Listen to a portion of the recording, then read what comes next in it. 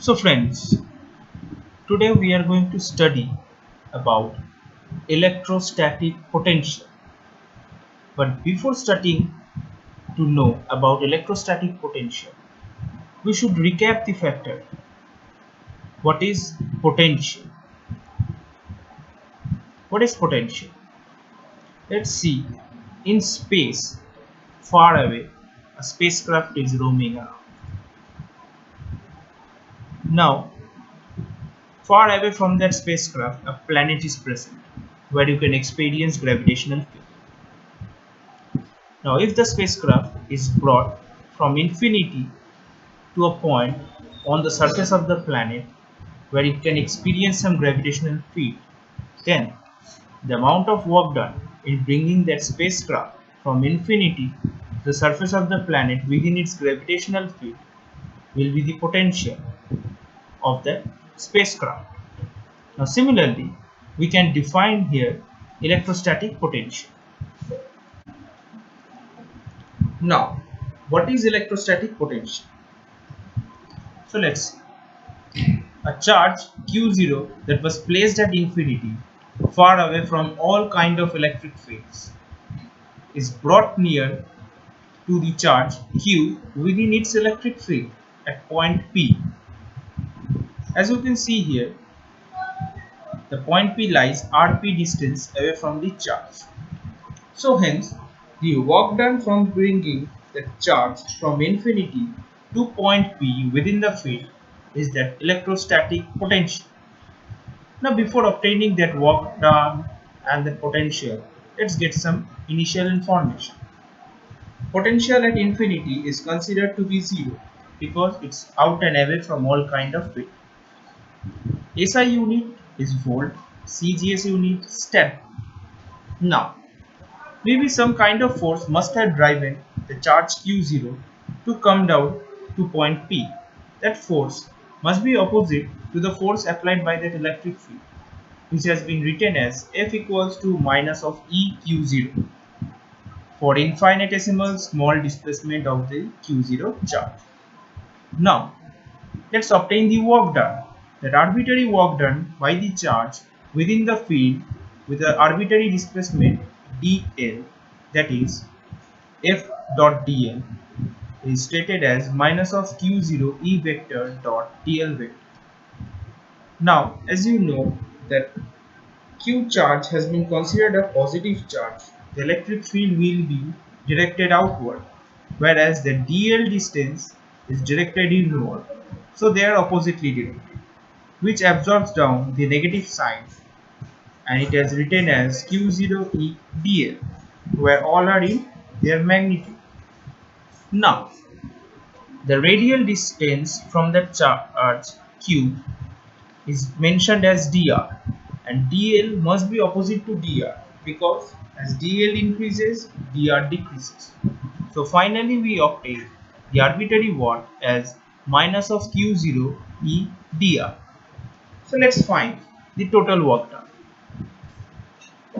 Total work done by the charge to reach point P. As you can see, it has been integrated over from infinity to point R and minus of q0 e dr. So writing down the expression of electric field as Q divided by 4 pi epsilon naught 1 by r square, where 1 by r square has been placed inside the integration because it contains the variable r, radial distance, and the rest part constant has been put outward. Finally, we obtain the expression of work done. So hence, now we are going to obtain the final result for the electrostatic potential, and it is V equals to Wp divided by Q0. So coming down to the definition, that work done by unit positive charge in bringing from infinity to a point within electric field is Q divided by 4 pi epsilon naught R. So hence the potential depends on that larger Q charge and the position right from that charge. Now if you follow down the graph here, it shows the variation of electric field and the potential, which has been plotted simultaneously. We already know that electric field varies with 1 by r square, whereas potential varies with 1 by r, which we just now come to know, and hence you can see the variational graph where the solid line states the variation of potential and the dotted line states the variation of electric field.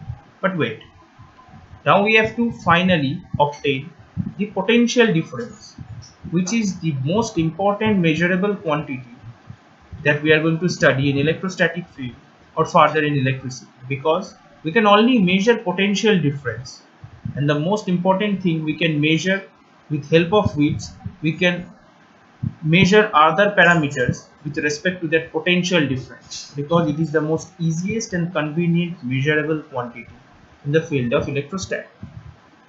So what is that potential difference? Let's consider that charge q0 has moved from point P to point R. So it must have done some work, or there has been a change in potential, right, from point P to point R. So hence that potential difference will be the difference of that potential between those 2 points. And here it is. And as you can see, the definition has been mentioned down here as work done by that again unit positive charge in moving from one point to another by some external agent against that electrostatic field.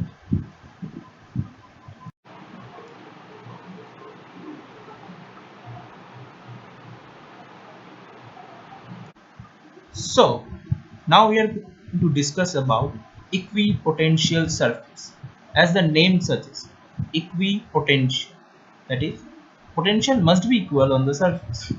Let's like let be any charged surface, okay, positively charged surface, and the electric fields are pointing up. So what will be an equipotential surface?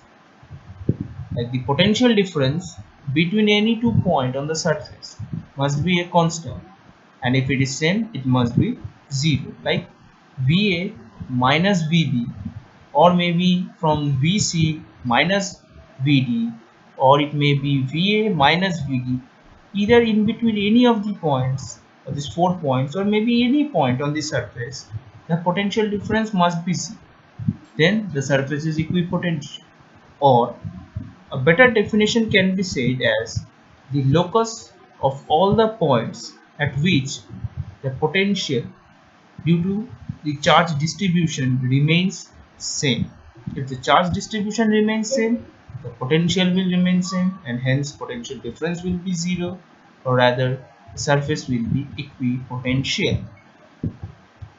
Now with the help of this concept equipotential, we can really find and conclusion that was already made in the first chapter of electrostatics, that is, electric field lines are perpendicular to the surface. We just concluded but never proved about it. We will be finding about the proof, but in between that, think about a simple example of equipotential surface. Just think, we will see later on have we thought it right or wrong. Now let's see, let's find the answer for this question. Can you show that electric field lines will always be perpendicular to its charged surface? Let's see, can we show or not? Let's see an electric field at any direction. So we consider the electric field may be at any direction over this charged surface. So if it is in any direction, let's divide it into components like E cos theta component and E sin theta component. So now we have to obtain the work done on that surface, charged surface.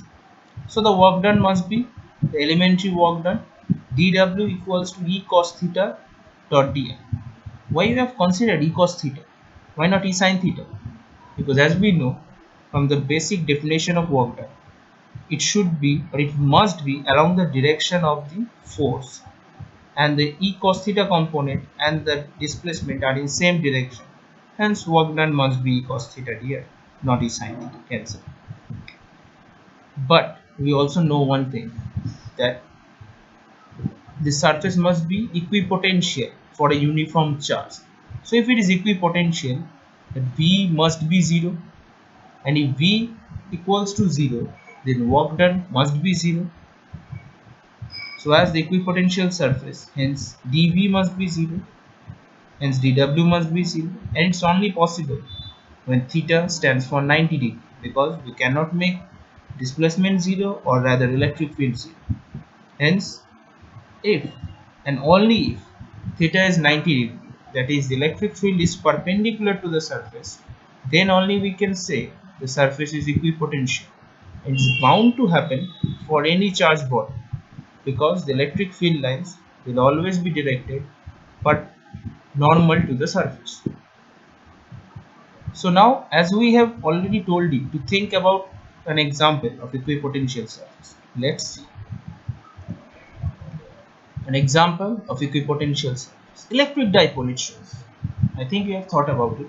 If not, let's see how electric dipole shows an equipotential surface. As you know, an electric dipole with a distance 2L divided into half L and L plus and minus Q are placed. In any case, where can we find that equipotential surface? Let's see. Oh, we will be finding it on the equatorial plane in between the dipole. But why on equatorial plane? Maybe in any other point, or if it is in equatorial plane, let's check the calculation. Maybe we can find it. So let's see. As the calculation states, to find the potential at point P, we have to obtain the distance right from the positive and the negative charge. And as the distance out from here is L and X, the P point lies from the axis of the dipole. Hence, the distance is root over of L square plus X square.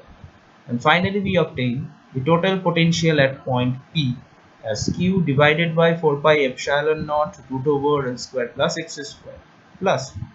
Now the contribution for the minus charge, the minus of Q divided by 4 pi epsilon naught root over L square plus X square, which we simply add to get the result 0. Hence, total potential 0, and this total green surface down from here to here will be an equipotential surface where the potential is 0.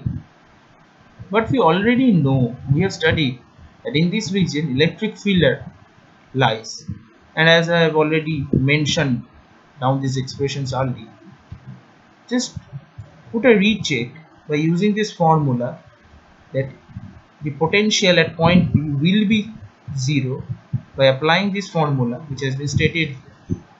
Just recheck it and confirm the fact that it's true. With this electric field we can get a 0 potential. Now if you have not thought about this kind of examples, let's find other examples of equipotential surface. It can be just a simple charge and its electric field. As you can see, a point charge has been placed and this dotted surface can be an equipotential surface. Right? The locus of all these points provides us with an equal amount of potential at all these points. Hence it is an equipotential. Then if we take down an uniform electric field, all these blue colored planes will be an equipotential surface. This one, or rather this one, or any of them. And another example will be if two similar charges are placed. Similar charges, a region where no electric field can lie. Why no electric field? There will be a rippling condition because it may be both positive or both negative, and hence no electric field will lie in this region, and hence no potential, or rather there will be potential. Just calculate it similarly like the dipole and find if there will be any potential. You will be getting some value of potential, and this is like a magical case, not magical, I would say a special case where you are going to get potential but there will be no electric field. Whereas in dipole you are getting electric field but there are no potential. Just check it and find